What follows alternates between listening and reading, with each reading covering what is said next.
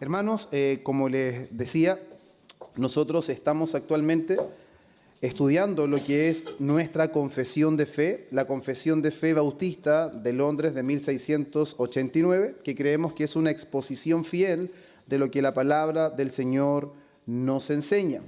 Y hoy día, hermanos, intentaré con la ayuda del Señor el poder abarcar una gran porción, porque reconozco que por la extensión del primer estudio que di posterior a la introducción a la confesión, me atrasé un poco.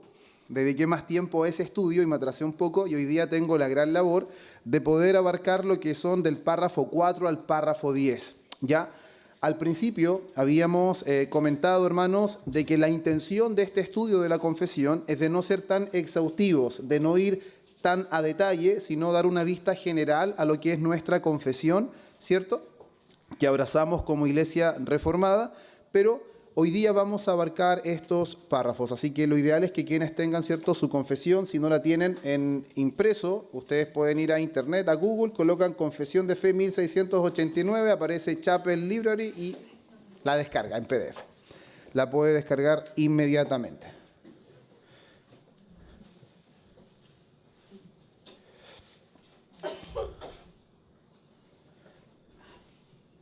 ¿Sí?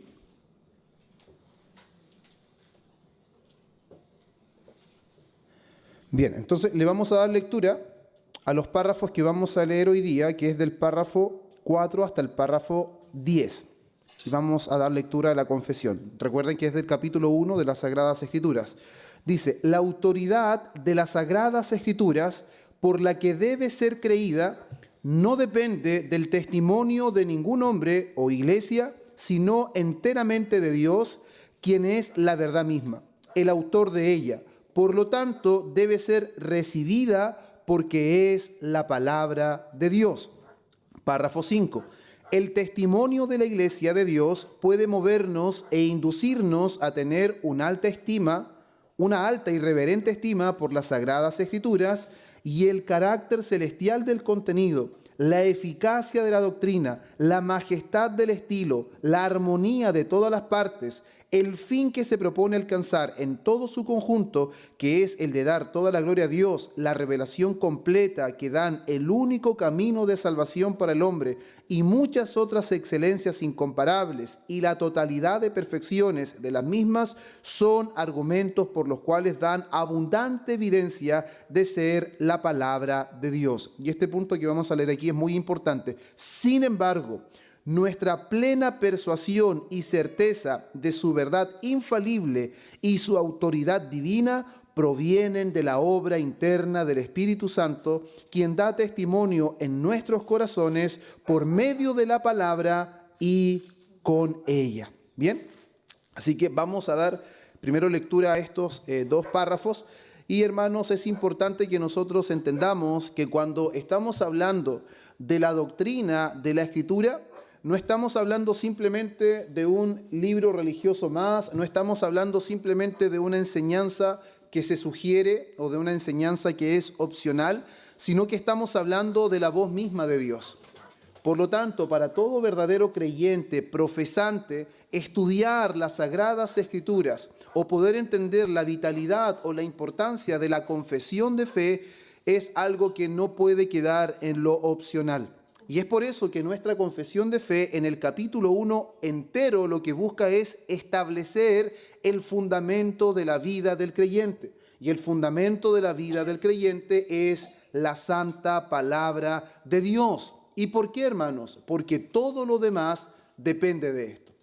Todo lo que nosotros hagamos como creyentes, cómo nosotros llevemos adelante nuestra vida, depende en dónde nuestra vida está fundamentada. Si está fundamentada en la palabra de Dios, podremos conocer a Dios, podremos honrar a Dios y podremos vivir la vida que Dios ha demandado de nosotros. Si se basa en otras cosas, la verdad es que vamos a agradar a todos, inclusive a nosotros mismos, pero menos a Dios.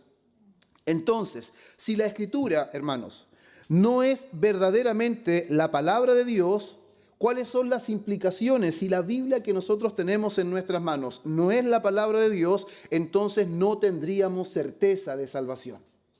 No habría certeza de salvación. no existiría autoridad final.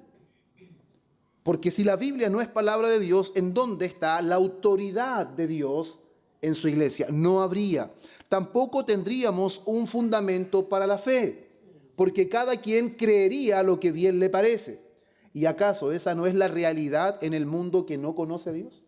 ¿Esa no es la realidad de todos nosotros antes de venir al conocimiento de la verdad? ¿Que creíamos lo que bien nos parecía? Nos parecíamos un poco a lo que sucede en el tiempo de los jueces, cuando no había rey en Israel y cada cual hacía lo que bien le parecía. Entonces eso es lo que nosotros vivíamos antes de Cristo, que viniera a nuestras vidas, y también es lo que el mundo que no conoce al Señor vive en la actualidad. Y el cristianismo queda reducido a solamente apreciaciones u opiniones de los hombres. Pero gracias al Señor de que la Biblia es la palabra de Dios.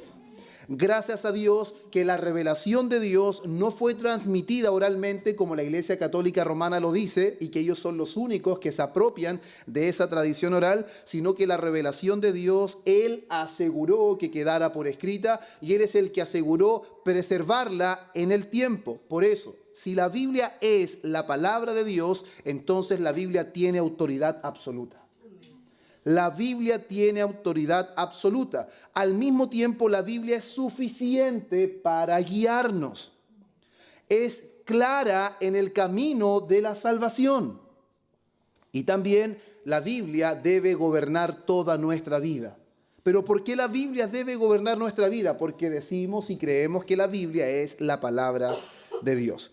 Y es por eso principalmente, hermanos, que hoy vamos a estudiar estos párrafos del 4 al 10, porque aquí se desarrollan 4 grandes doctrinas que con la ayuda del Señor intentaré poder explicarlas sin profundizar tanto, pero que quede clara cada una de ellas. En el párrafo 4 al 5 vamos a ver la autoridad divina de la Escritura. En el párrafo 6 vamos a ver la suficiencia de la Escritura.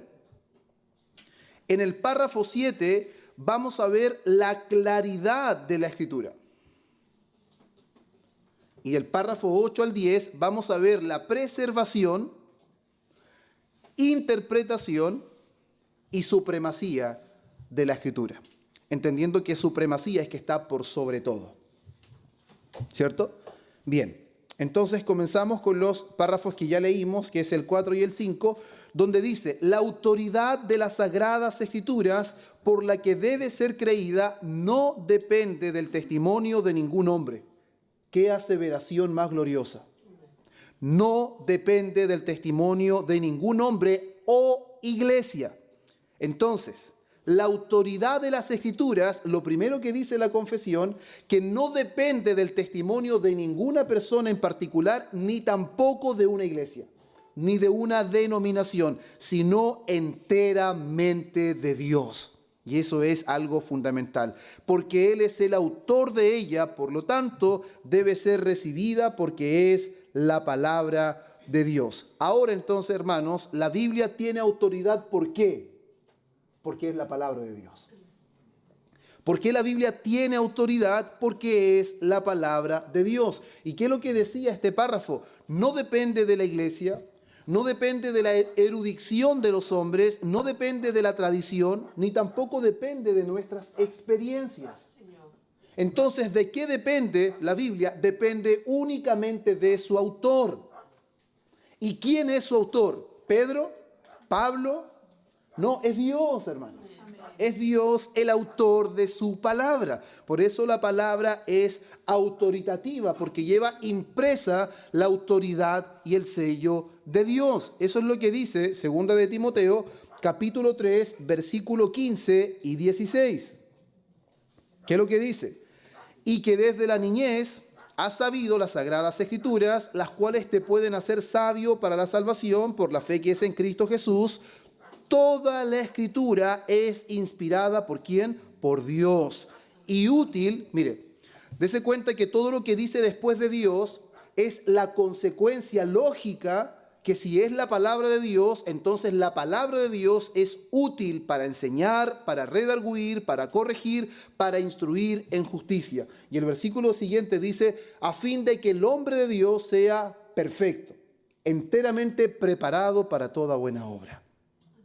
Entonces, la palabra de Dios, al ser de Dios, contiene todo lo necesario para que pueda ser autoritativa. ¿Por qué? Porque no recae en el testimonio de un hombre de la iglesia, sino únicamente en Dios. Y eso también lo podemos ver en 2 de Pedro, capítulo 1, versículo 19 al 21. Lo pueden tomar nota y ustedes también lo pueden leer, pero ahí Pedro hace énfasis de que la palabra o la profecía nunca vino por voluntad de hombres, sino que los santos hombres de Dios hablaron siendo inspirados por el Espíritu Santo.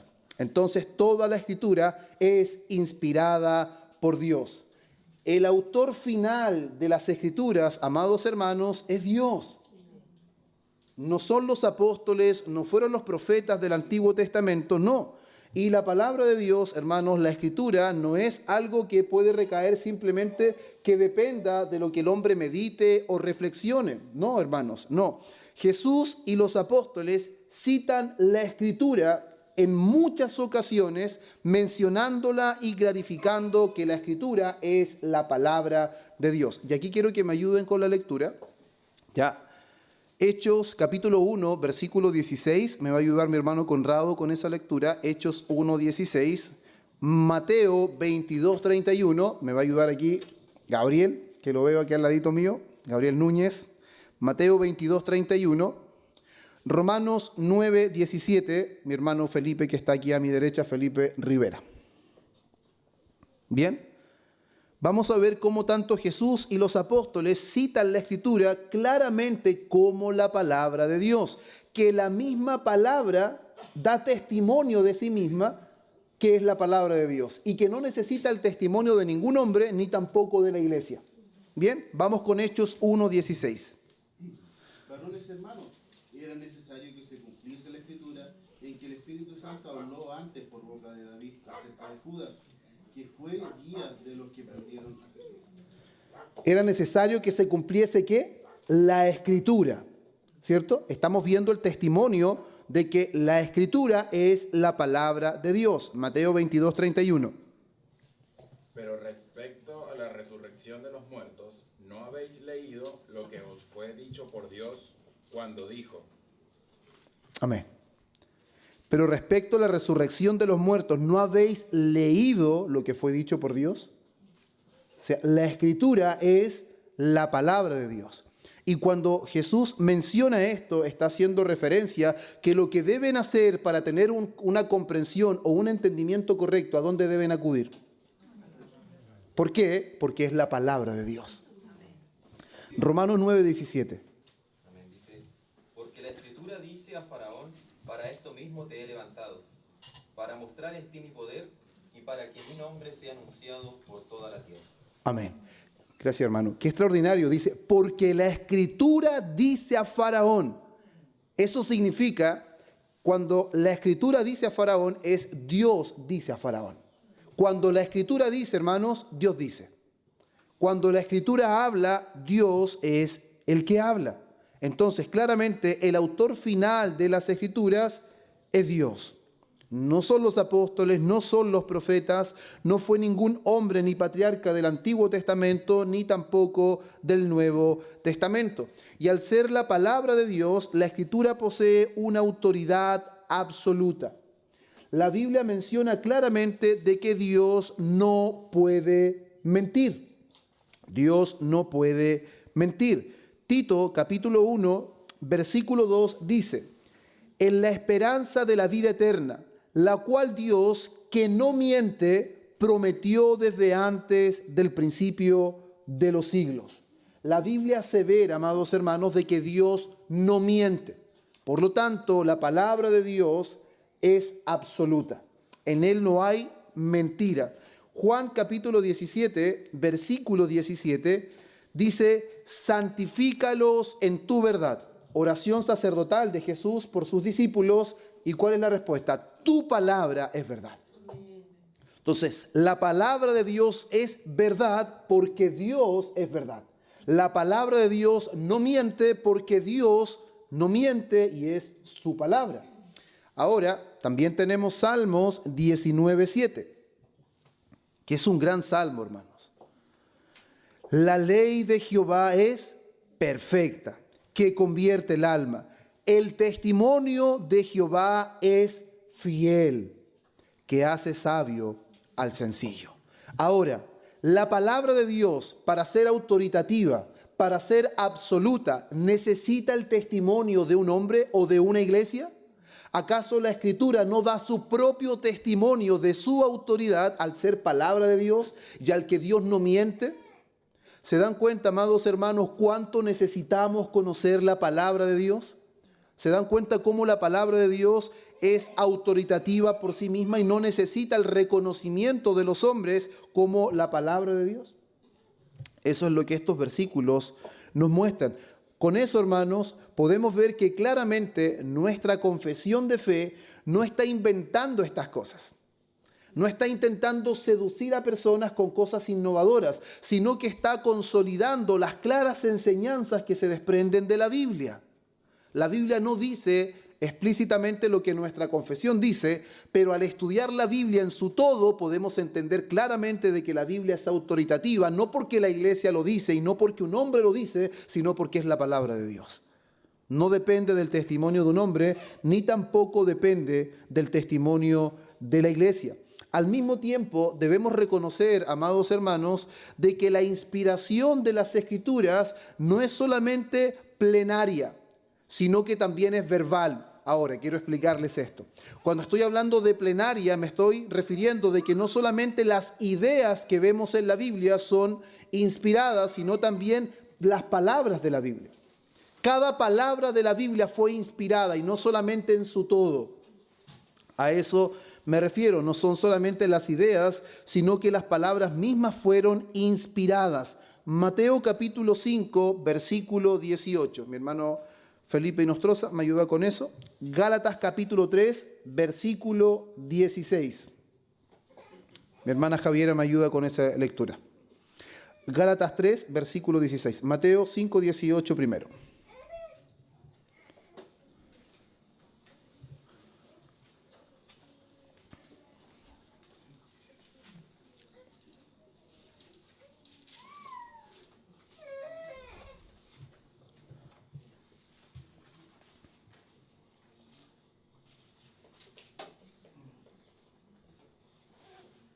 Porque en verdad les digo que hasta que pasen el cielo y la tierra, no se perderá ni la letra más pequeña ni una tilde de la ley hasta que toda se cumpla. Amén. Gracias, hermano Felipe. Reina Valera, que no cambia su sentido, pero dice, porque de cierto os digo que hasta que pasen el cielo y la tierra, ni una jota ni una tilde pasará de la ley hasta que todo se haya cumplido. Y eso también lo deja muy claro, porque está hablando que la jota y la tilde son lo más pequeño del abecedario, ¿cierto? Entonces, ¿qué está diciendo Jesús? ¿Que solamente las ideas generales son inspiradas? No, hasta lo más pequeño fue inspirado por Dios. Cada letra, cada palabra, fue inspirada por Dios. Hasta lo más pequeño, hasta lo más insignificante, Dios se encargó de que se escribiera tal cual como Él quería que sucediera. Ahora, Gálatas 3:16. Dice, ahora bien, a Abraham fueron hechas las promesas y a su simiente. No dice, y a las simientes, como si hablara de muchos, sino como de uno, y a tu simiente, la cual es Cristo. Qué importante eso. ¿Se dan cuenta aquí que una vez más se está haciendo el realce a una palabra? Dice, ahora bien, a Abraham fueron hechas las promesas y a su simiente, que quede claro, a su simiente. No dice y a las simientes. Está dando a entender que una palabra puede cambiar la esencia de todo. Y Dios tuvo el cuidado de inspirar no solamente la idea en general, sino palabra por palabra. Él aseguró que todo fuera escrito conforme a su perfecta voluntad. Y eso es extraordinario, hermanos, al ver no solamente la revelación de Dios, sino el cuidado de Dios para que su palabra fuera escrita como Él quería que fuera escrita. Él aseguró eso. Por eso, hermanos, es importante que nosotros entendamos lo que es esta inspiración plenaria, inspiración verbal, que hace sentido a la inspiración en el sentido completo de la Escritura, y también palabra por palabra. Por eso nosotros, hermanos, no debemos juzgar la Biblia. Nosotros no somos quienes juzgamos la Biblia, sino que la Biblia nos juzga a nosotros. Nosotros somos los que debemos pasar nuestra vida por el filtro de la palabra y no nosotros filtrar a la palabra. Por eso un teólogo que no recuerdo su nombre, pero él decía que cada vez que se acercaba a la Biblia y la leía veía muchos errores, pero todos en mí y ninguno en ella.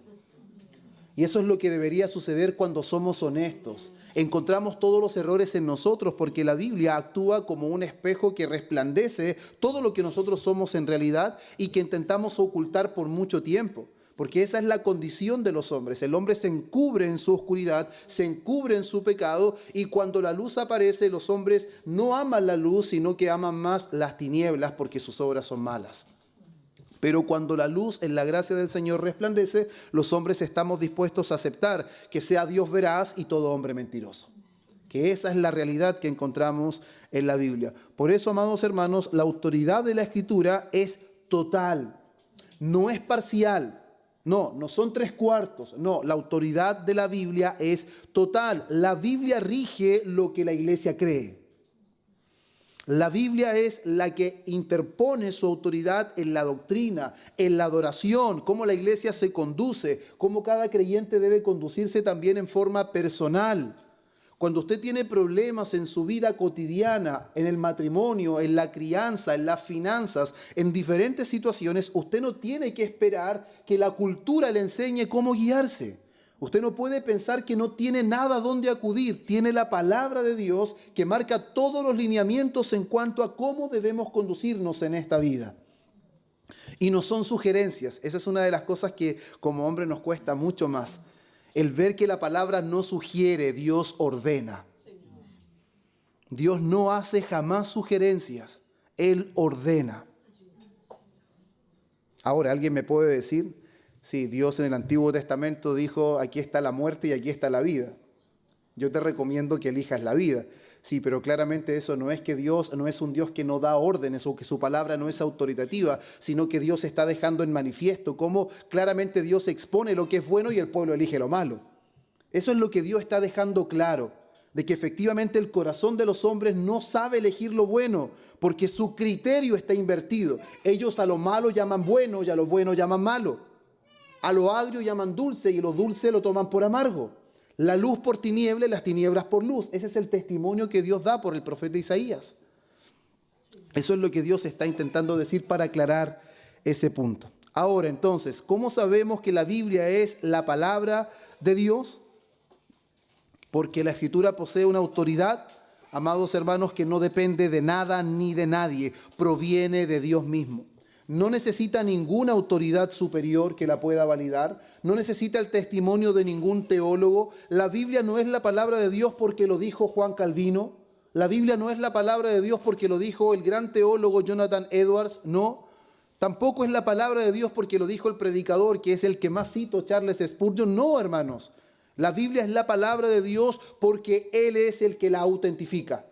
Está impresa su autoridad y la Biblia da testimonio por sí misma.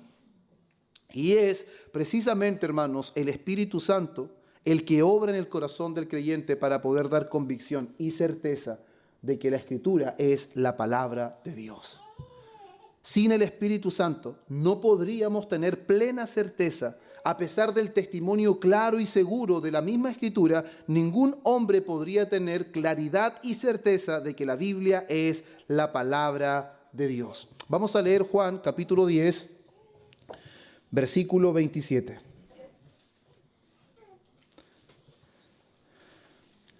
Juan capítulo 10, versículo 27 dice: mis ovejas oyen mi voz y yo las conozco y me siguen. Está diciendo que sus ovejas oyen su voz y Él las conoce y esas ovejas lo siguen. Mire lo que dice el apóstol Pablo a la iglesia de Corinto, su primera carta, capítulo 2, versículo 14. Pero el hombre natural no percibe las cosas que son del Espíritu de Dios porque para él son locura. Ahora llevemos este texto al estudio que estamos teniendo.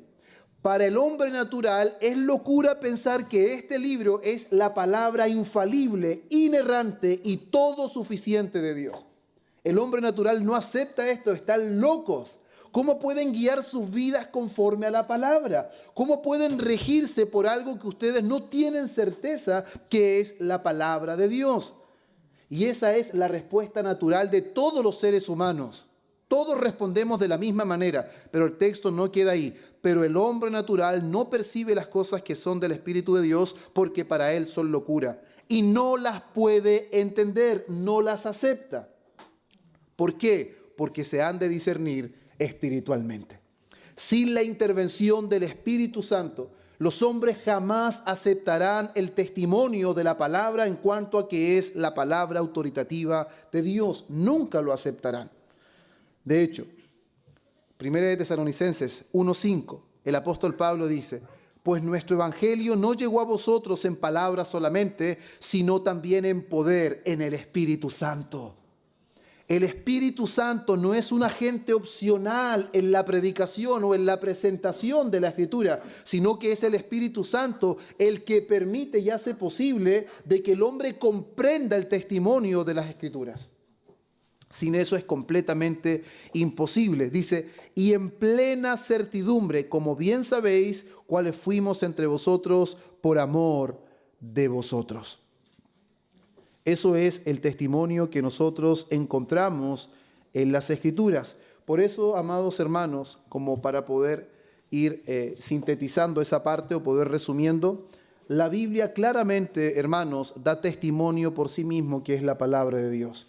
Y al mismo tiempo la palabra nos muestra la necesidad por causa del pecado del hombre, por causa de la resistencia natural de los hombres, necesita la intervención del Espíritu. Pero no podemos ignorar, y es algo precioso de nuestra confesión que la leímos, no sé si usted se logró dar cuenta, pero nuestra confesión, cuando se trata de las evidencias internas de la palabra, dice que la palabra de Dios tiene un carácter celestial, que cuando usted la lee se da cuenta que su carácter no es natural, que tiene un carácter celestial. Dice, la majestad del estilo, la eficacia de la doctrina, la armonía de todas las partes. Qué hermoso cómo proyectaron en la realidad de lo que es la palabra del Señor, y el propósito de toda ella es dar gloria a Dios. Ese es el propósito principal. Por eso cuando nosotros hablamos de que finalmente todo el plan de redención, toda la revelación de Dios es por causa del hombre, estamos cometiendo un gran error. Nosotros somos beneficiados con la benevolencia de Dios, pero el propósito principal de la redención y la revelación es la gloria de Dios. Y por causa de la gloria de Dios, nosotros somos beneficiados. Pero nosotros no somos el centro de la historia, hermanos. El hombre no es el centro de la historia. Dios es el centro. Dios es el todo en todos. Ahora, les decía que el hombre caído resiste esto. Y eso es claramente expuesto en Romanos capítulo 1, versículo 18 al 21. Cómo finalmente el hombre rechaza la revelación natural. Cómo el hombre rechaza también la verdad. Y detiene con injusticia la verdad. No solamente la rechaza, sino que hace todo lo que está a su alcance para que la verdad no avance, para que la verdad no se extienda. Entonces, el problema no es la evidencia. Lo hemos dicho muchas veces. ¿Cuál es el problema? El pecado. No es que si ustedes me demuestran que la Biblia es la palabra de Dios, entonces yo me convierto. No, si el problema no es la evidencia, el problema es que su corazón está duro, es de piedra. Su entendimiento está completamente entenebrecido. Y la única manera, hermanos, es que el Espíritu Santo abra el corazón. Es la única manera. Por eso vamos a leer 1 Corintios capítulo, no se lo leímos, Juan 16, 13, 14.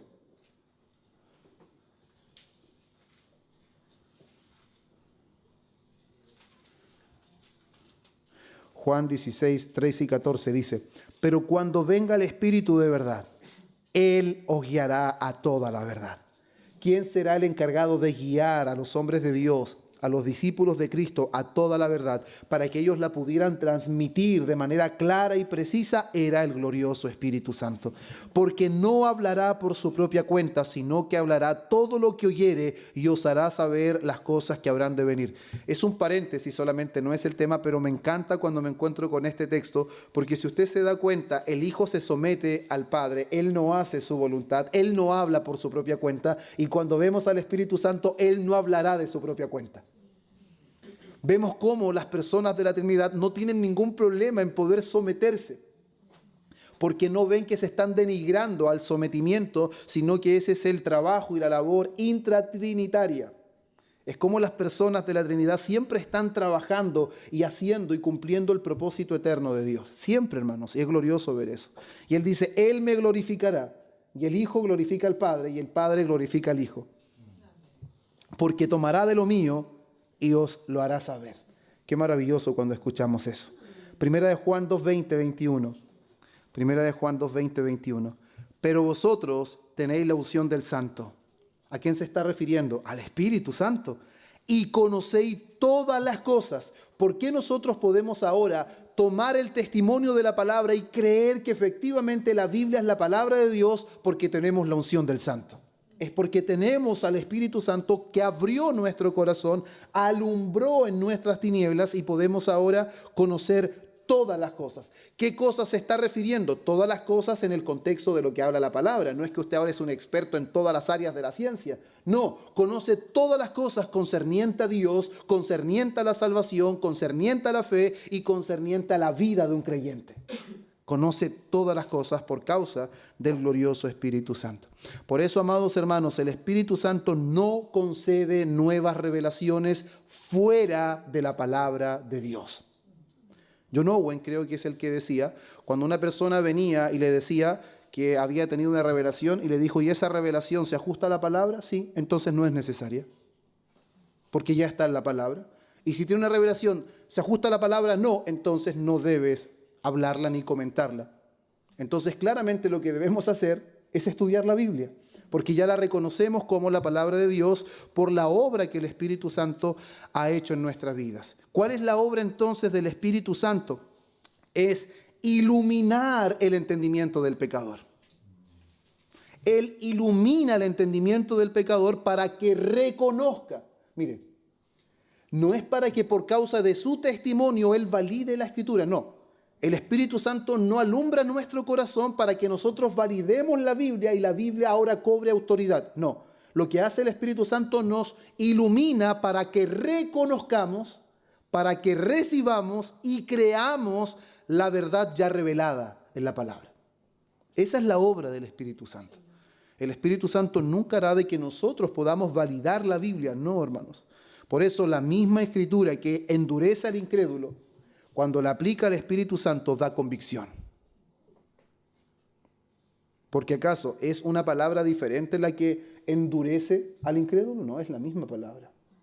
La misma palabra que finalmente terminará en algunos para condenación, en otros ha resultado para convicción, para arrepentimiento de pecados y para fe. Por eso, la gloria nunca es para nosotros, porque no hicimos nada diferente, no hicimos nada distinto. Solamente la gracia del Señor nos alcanzó. Y eso es muy claro en las Escrituras. Por eso la autoridad de la Biblia, hermanos míos, una vez más, no depende de nuestra experiencia, no depende en absoluto. El hombre caído necesita urgentemente la obra del Espíritu para someterse a la verdad que ha sido revelada en la palabra. Ahora, hermanos, ¿qué debemos hacer nosotros cuando entendemos esto? Esto creo que lo he mencionado un par de veces y hace años atrás lo escuché del pastor John MacArthur, cuando él hablaba acerca de la apologética y él decía cuán bueno es la apologética, cuán bueno es que nosotros argumentemos racionalmente muchos aspectos, pero finalmente, amados hermanos, a pesar de que la apologética, cuando damos evidencia real, evidencia tangible de ciertos acontecimientos que la palabra del Señor muestra, pero nuestra confianza final está en el poder del Espíritu Santo. No en lo racional que podamos ser, no en los argumentos visibles que podamos dar, sino que nuestra confianza final está en el poder del Espíritu Santo obrando por medio de la palabra. Porque es la palabra de Dios. ¿Y cuál es el instrumento ordinario que Dios utiliza para salvar y para santificar? Es la predicación de su palabra. La predicación. Por eso cuando alguien dice, ¿a dónde vamos? A un culto. Y que hay en un culto se predica la palabra. No es tan entretenido el panorama, pero es solamente mediante la predicación fiel de la palabra de Dios que el Espíritu Santo puede salvar y puede santificar a un pecador. Es el único instrumento que Dios utilizará. Ahora alguien me puede decir, pero alguien estuvo enfermo y Dios utilizó la enfermedad. Alguien estaba en problema y Dios utilizó el problema. No. Efectivamente, de alguna manera diferente a la salvación, el corazón de los hombres se enternece un poco, si le podemos llamar así, cuando está enfermo, cuando está abatido, cuando está problemado, pero no es el problema, no es el momento de tristeza que finalmente Dios usa para salvarlo. Es en ese momento donde el evangelio debe ser anunciado y es penetrado, y es por causa de la palabra que el hombre es salvo. No por causa de la tristeza que le produjo su enfermedad o que le trajo los problemas. No, siempre, hermanos amados, es la palabra. Siempre es la palabra. Por eso, la predicación fiel es el instrumento que Dios utiliza para salvar y para santificar. Ahora, vamos a pasar, hermanos, a lo que es el párrafo 6, que es la suficiencia de la Escritura. Párrafo 6.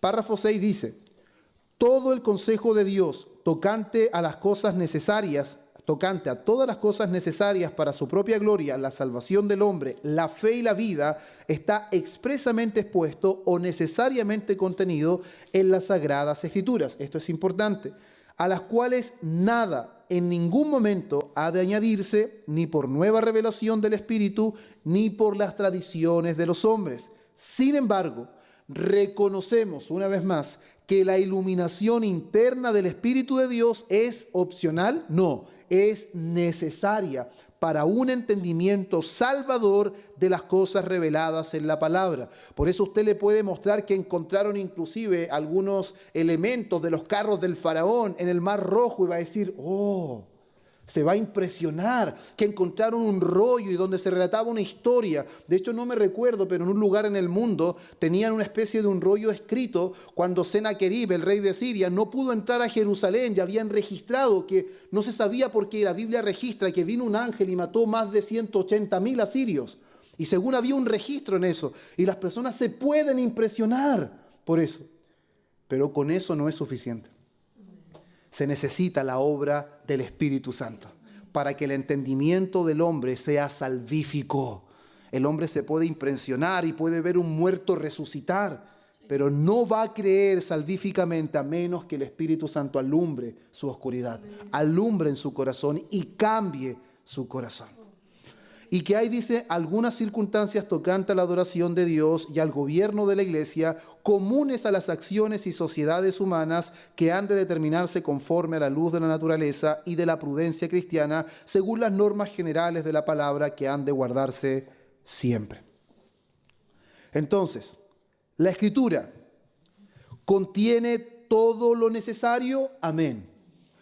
Todo lo necesario, ¿para qué? Lo dijimos una vez, cuando usted tiene un problema de matemática que no sabe resolver, ¿va a ir a la Biblia? Cuando usted necesita conseguir un medicamento y necesita preguntar qué medicamento tomar, ¿va a ir a la Biblia? No, hermanos. Cuando la Biblia o cuando nuestra confesión asevera de que la Escritura contiene todo lo necesario, se está refiriendo a todo lo necesario para la gloria de Dios. Todo lo necesario tocante a la salvación, tocante a la fe y a la vida cristiana. ¿Qué es lo que decía el versículo 17 de 2 de Timoteo 3? A fin de que el hombre de Dios sea perfecto, preparado enteramente para toda buena obra. ¿Cierto? Entonces, ¿qué significa que la Biblia, la palabra de Dios, sea suficiente? Primero, no significa que la Biblia contiene toda la información posible. La Biblia, amados hermanos, no reemplaza la ciencia, la Biblia no reemplaza la medicina. Lo que sí significa es que la Biblia contiene todo lo necesario para conocer a Dios. ¿Quiere conocer a Dios? Lea su Biblia. ¿Quiere conocer aún más el camino de la salvación? Lea su Biblia. ¿Quiere conocer aún cómo vivir para la gloria de Dios? Lea su Biblia. Porque la palabra de Dios es suficiente para conocer a Dios, el camino de la salvación y cómo debemos conducirnos en esta vida. Salmo 19, 7 al 11. Salmos 19, 7 al 11 dice: la ley de Jehová es perfecta, que convierte el alma. El testimonio de Jehová es fiel, que hace sabio al sencillo. Los mandamientos de Jehová son rectos, que alegran el corazón. El precepto de Jehová es puro, que alumbra los ojos. El temor de Jehová es limpio, que permanece para siempre. Los juicios de Jehová son verdad, todos justos. Deseables son más que el oro y más que mucho oro afinado. Y dulces más que la miel y que la que destila del panal. Tu siervo es además amonestado con ellos, en guardarlos hay grande galardón. ¿Se dan cuenta cuál es el testimonio que el salmista da de la palabra de Dios? Mire lo que dice Deuteronomio 29:29. Las cosas secretas pertenecen a Jehová nuestro Dios. Por eso cuando alguien está buscando el horóscopo, está buscando el tarot y quiere leer el futuro, está olvidando algo. Las cosas ocultas les pertenecen a Dios. Nosotros no debemos andar indagando en absolutamente nada, porque como pecado de abominación es la adivinación. Pero más las reveladas son para nosotros y para nuestros hijos para siempre, para que cumplamos todas las palabras de la ley. ¿Cuáles son para nosotros? ¿Cuáles son para nuestros hijos? Para siempre las cosas que han sido reveladas. ¿Y qué ha sido revelado? Su palabra. Pero el ser humano tiene la Biblia, pero quiere saber las que están ocultas. Quiere que alguien se levante y le cuente qué va a pasar en 5 años más, pero no le interesa conocer la voluntad revelada de Dios. Ese es un gran problema, porque Dios ya ha dado a conocer claramente quién es Él, qué es la salvación, cómo debemos creer y cómo debemos andar, pero en su palabra. Cuando usted no sabe qué trabajo elegir, no necesita una revelación de sueño, necesita conocer cuál es la voluntad de Dios, qué tipo de trabajo a Dios le agrada. Cuando usted no sabe cómo resolver algo, debe saber cuál es la actitud que un creyente debe tener para enfrentar una dificultad. No saber específicamente qué poder hacer, porque Dios ya ha dado todos los lineamientos necesarios para eso. Todos, hermanos, todos. Y el apóstol Pablo, en Hechos capítulo 20, 27, dice, porque no he rehuido anunciaros todo el consejo de Dios. Todo. Porque todo el consejo de Dios es útil. Y todo el consejo de Dios es todo lo que nosotros necesitamos en cuanto a Dios, la salvación, la fe y el caminar cristiano.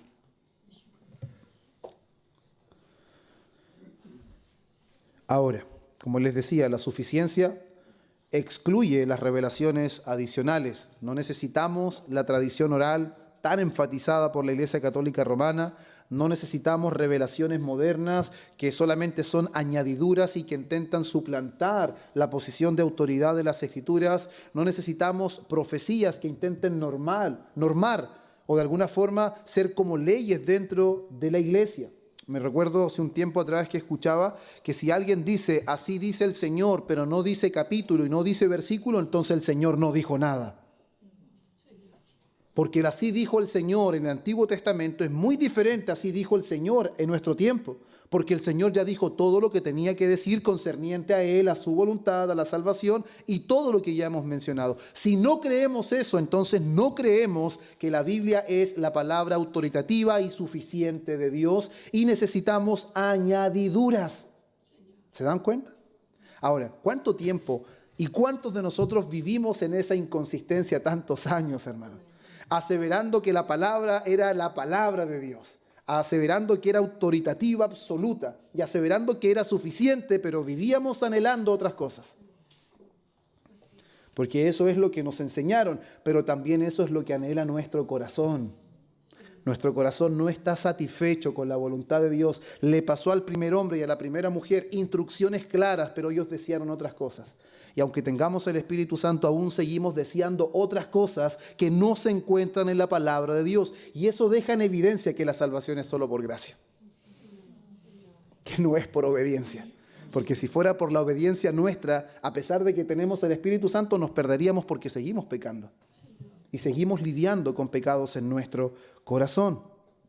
Y eso es claro, hermano, cuando vemos, por ejemplo, en Gálatas, capítulo 1, versículo 8. Mas si aún nosotros o un ángel del cielo os anunciare otro evangelio diferente del que hemos anunciado, la respuesta es clara, sea anatema. Porque no hay otro evangelio. No hay otras cosas añadidas. Que es lo que dice Judas 3. Judas tiene un solo capítulo. Amados, por la gran solicitud que tenía de escribiros acerca de nuestra común salvación, me ha sido necesario escribiros exhortándoos que contendáis ardientemente por la fe que ha sido, ¿cuántas? Una vez dada a los santos. Una vez significa de una vez para siempre. Entonces, no ha sido dada 2 fe, 3 fe, en el sentido de todo el conjunto de doctrinas, sino una sola fe.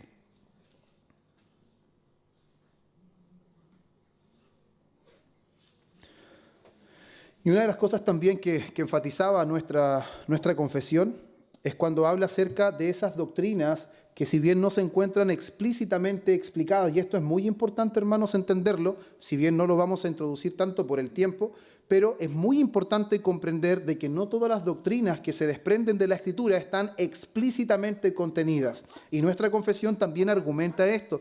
Por eso la doctrina bíblica, hermanos, no se limita únicamente a lo que se explica de forma explícita. ¿A qué me refiero con esto? Usted no va a encontrar en ninguna parte de la Biblia la palabra Trinidad.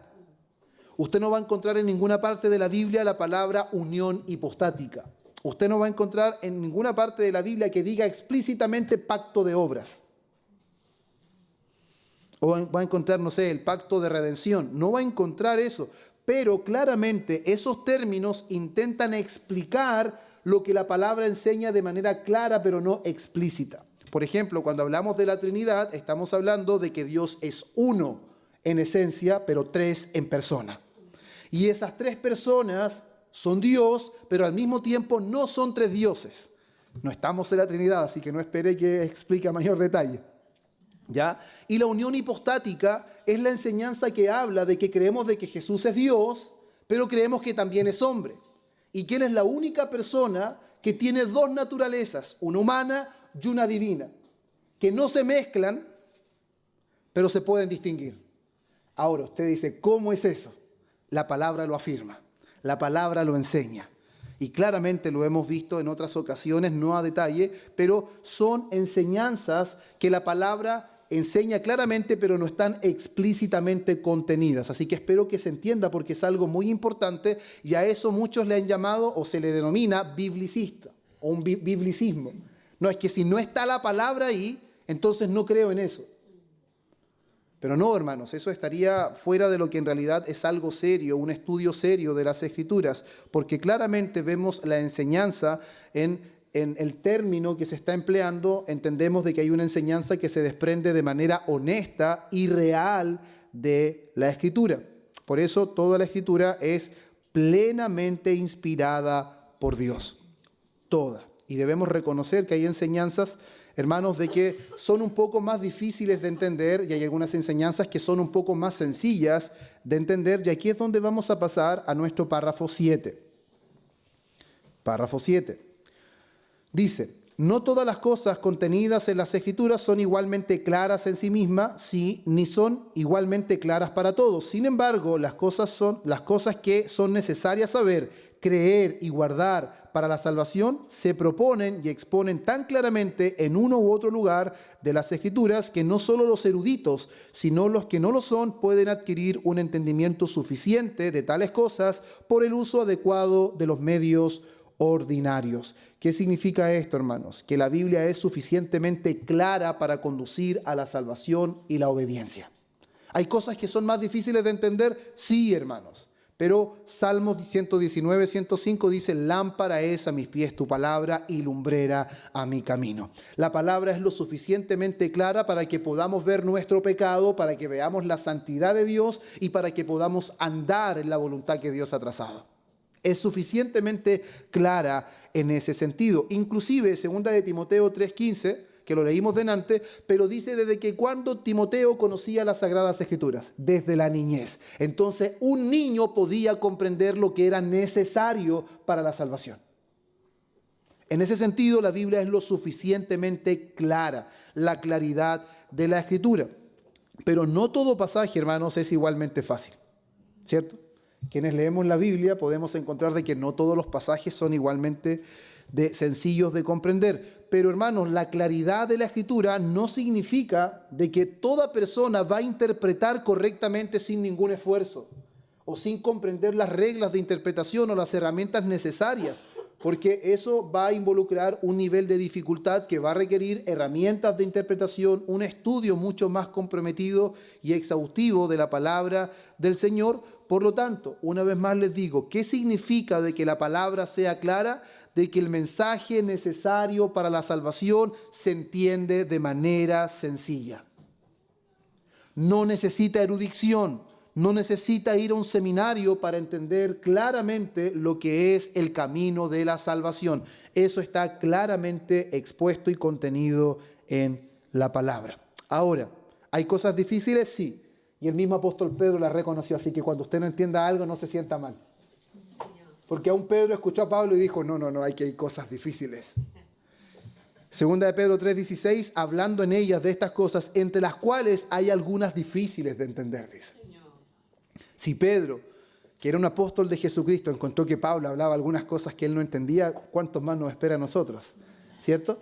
Pero eso también demanda de que nosotros estudiemos con mayor seriedad. Pedro reconoce cosas difíciles, pero no imposibles. Difícil, él dice, imposibles de creer o entender, no, difíciles. Y que inclusive después dice que son torcidas ¿por quién? Por los indoctos. ¿Quiénes son los que tuercen esas cosas difíciles? Los indoctos. ¿Y quiénes son los indoctos? Los ignorantes e inestables, dice la versión de las Américas. Los ignorantes e inestables. Entonces, cuando nosotros vemos de que hay cosas difíciles de entender, a pesar de que la palabra es clara en todo lo necesario para la salvación, ¿la claridad elimina la necesidad de maestros? La Biblia dice que es lo suficientemente clara y la confesión también. Entonces no necesitamos maestros, no necesitamos pastores. ¿La claridad elimina la necesidad de maestros? No. Efesios capítulo 4, versículo 11 al 13 muestra que Dios mismo fue el que instituyó pastores y maestros. ¿Para qué? ¿Para qué los instituyó? ¿Alguien me puede ayudar con esa lectura? Efesios 4, 11 al 13. ¿Sí? Y él mismo constituyó a unos apóstoles, a otros profetas, a otros evangelistas, a otros pastores y maestros, a fin de perfeccionar a los santos para la obra del ministerio, para la edificación del cuerpo de Cristo, hasta que todos lleguemos a la unidad de la fe y del conocimiento del Hijo de Dios, a un varón perfecto a la medida de la estatura de la plenitud de Cristo, para que ya no seamos niños fluctuantes, llevados por doquiera de todo viento de doctrina, por estratagema de hombres que para engañar emplean con astucia las artimañas del error. Amén, amén. No solamente hay cosas difíciles de entender, sino hasta que palabras difíciles, ¿cierto? La Biblia tiene varias palabras. Los que pasamos por el púlpito, ustedes se han dado cuenta que muchas veces leímos palabras y las leímos más o menos, porque no son tan sencillas. Ahí queda en evidencia que no la habíamos leído mucho antes, pero nos pasa a todos. Son palabras, no solo doctrinas, sino algunas palabras. Pero eso deja en evidencia que Dios, amados hermanos, usa la predicación para que el pueblo de Dios sea preparado, para que el pueblo de Dios sea capacitado, para que el pueblo ya no sea niño en su forma de andar. Entonces, la Biblia es lo suficientemente clara para que toda persona, sin necesidad de ser erudito, pueda comprender la salvación y cómo conducirse. Pero al mismo tiempo eso no elimina la necesidad de hombres capacitados por Dios para poder nutrir a la iglesia. Por eso debemos evitar conducirnos en esta vida cristiana de forma solitaria. El individualismo es pecado, hermanos. Nunca se habla del pueblo de Dios como un león o como un oso que anda solo. El único león de la tribu de Judá es Cristo. Pero no hay ningún león que ande por ahí solo caminando y que él puede vivir esta vida solo. No, siempre se habla del pueblo de Dios como un rebaño y que tiene un pastor. Por eso no podemos enorgullecernos de que no necesitamos que nadie nos explique, que nadie nos enseñe. De hecho, quien les está enseñando hoy esta palabra o este estudio también acude a otros hombres que Dios ha utilizado a lo largo de la historia para aprender también de ellos. Porque no puedo decir, no, esto fue el fruto de mi solo estudio. Me encerré en mi pieza, oré al Señor y no consulté nada. No, hermanos, eso sería orgullo interpretativo. Así lo han llamado los teólogos. Y tampoco podemos despreciar la iglesia, porque es en el contexto de la iglesia que Dios nutre a su iglesia. Es en el contexto de la iglesia que la iglesia es preparada, nutrida y capacitada. Por eso, amados hermanos, en ese contexto ahora nosotros entendiendo esto, es que pasamos a los párrafos 8 al 10, párrafos 8 al 10, donde vemos y dice, el Antiguo Testamento en hebreo, que era el idioma del pueblo de Dios en la antigüedad, y el Nuevo Testamento en griego, que en el tiempo en que fue escrito era el idioma más generalmente conocido entre las naciones, siendo inspirados inmediatamente por Dios y mantenidos puros a lo largo de todos los tiempos. Es importante, dice, siendo inspirados inmediatamente por Dios y mantenidos puros a lo largo de todos los tiempos por su especial cuidado y providencia, son por lo tanto auténticos, de tal forma que en toda controversia religiosa, la Iglesia debe recurrir a ellos como autoridad determinante. Pero debido a que estos idiomas originales no son conocidos por todo el pueblo de Dios, que tiene derecho a las Escrituras e interés de las mismas, se le manda leerlas y escudriñarlas en el temor de Dios. Han de traducirse a la lengua común de toda nación a las que sean llevadas, para que morando abundantemente la palabra de Dios en todos pueda adorarle de manera aceptable, para que por la paciencia y consolación de las Escrituras tengan esperanza. 9. La regla infalible de interpretación de las Escrituras las constituyen ¿quién? Las propias Escrituras.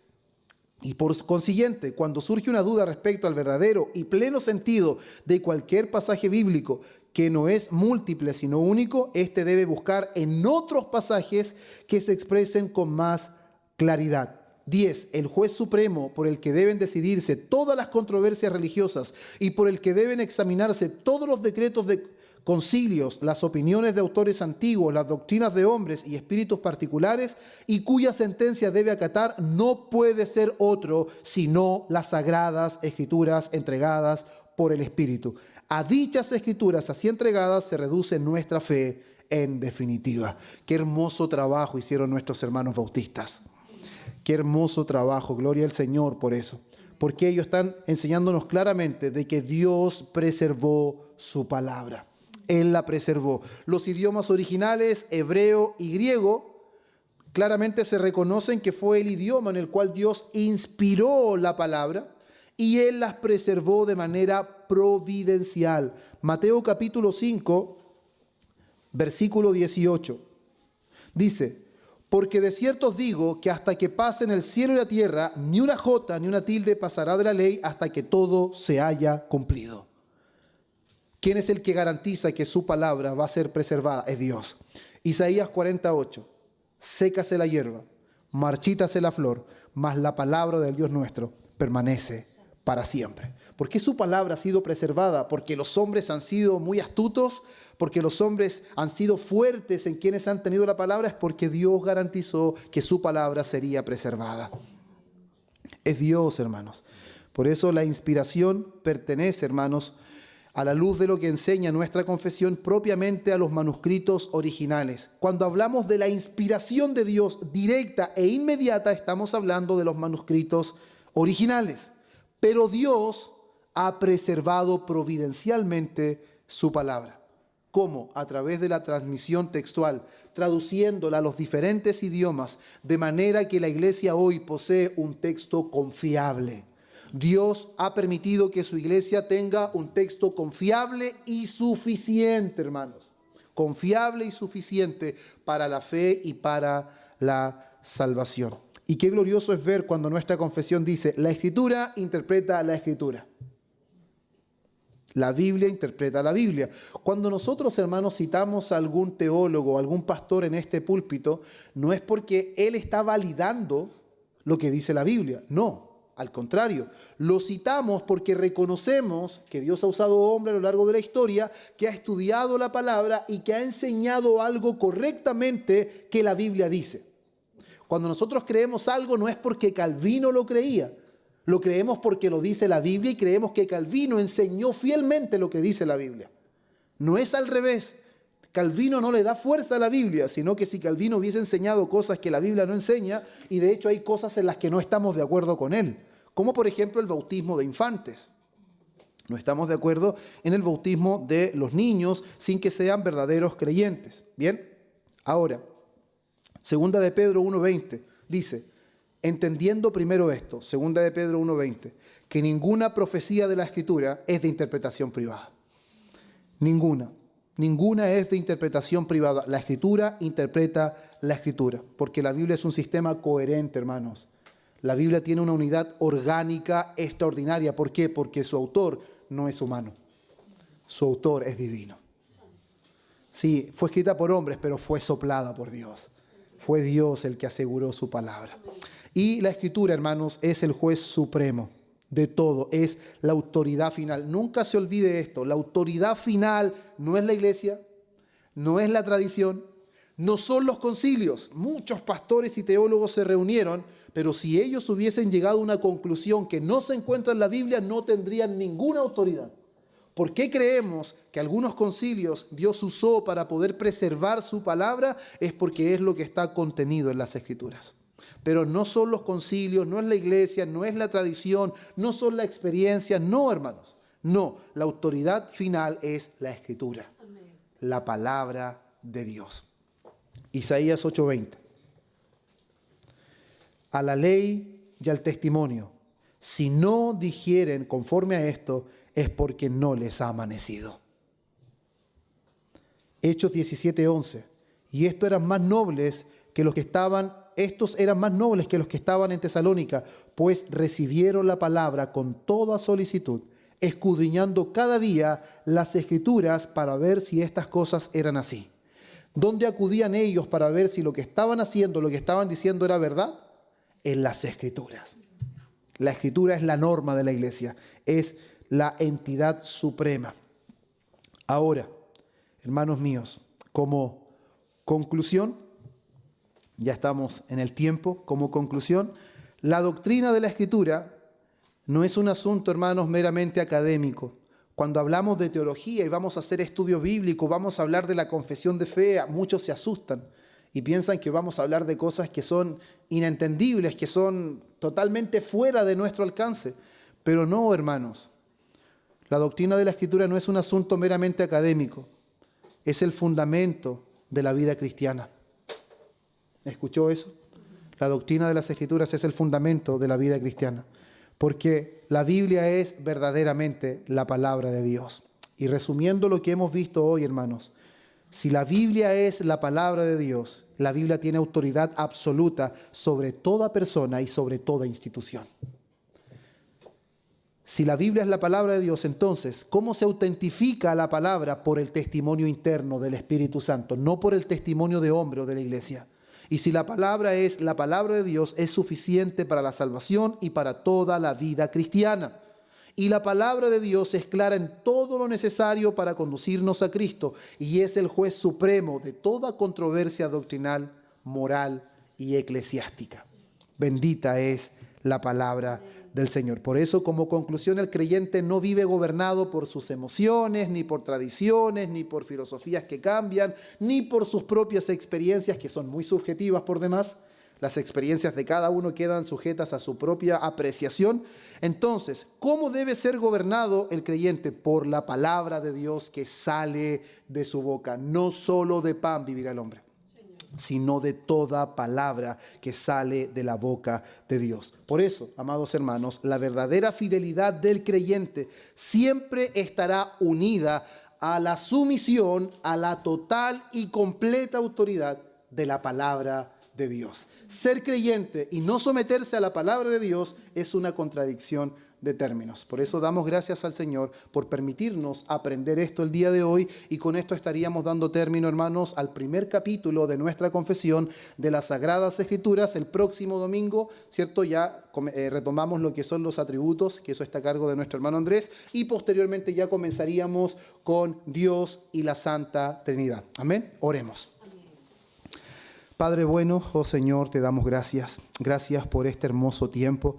Gracias por habernos permitido, Señor, ser expuestos a tu palabra, que es lámpara a nuestros pies y que es lumbrera a nuestro camino. Cuánto necesitamos, Señor, conocerte a través de tu palabra y no a través de lo que las personas digan, no a través de lo que nosotros pensamos. No permitas que nos guiemos según nuestro criterio. No permitas que nuestras emociones gobiernen nuestro corazón, sino que tu palabra sea nuestro estandarte, que tu palabra sea el fundamento de nuestra vida y de nuestra profesión de fe. Ayúdanos, Señor, a todos los que estamos aquí presentes y aquellos que también oirán quizás, Señor, este estudio a a través de otros medios. Señor, te lo rogamos, Padre. Guíanos, ayúdanos y sostiénenos con tu palabra. En el nombre de Cristo oramos y damos gracias. Amén y amén.